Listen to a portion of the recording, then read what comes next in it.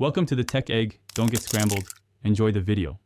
You start by choosing the exact cell or range for the right mark, because placement matters.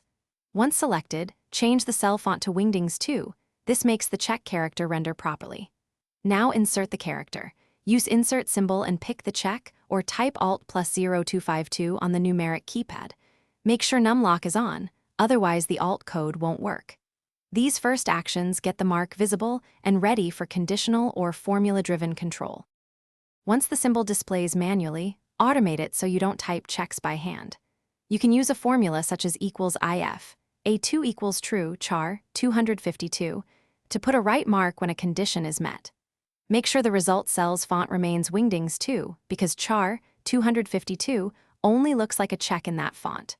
Then drag fill the formula down the column, or use Ctrl plus D to copy. This keeps marks consistent and tied to underlying logical values. To finish, adjust alignment and font size so the right mark aligns visually. Lock cells if needed to prevent edits. You can add conditional formatting to color marks or hide them when a cell is blank, which improves readability. If things go wrong, for example you see a square or strange character, make sure the cell font is Wingdings 2, and if you used an alt code, that numlock is enabled. These tweaks ensure reliable, polished marks. Thanks for watching. Consider subscribing if I helped unscramble your problems.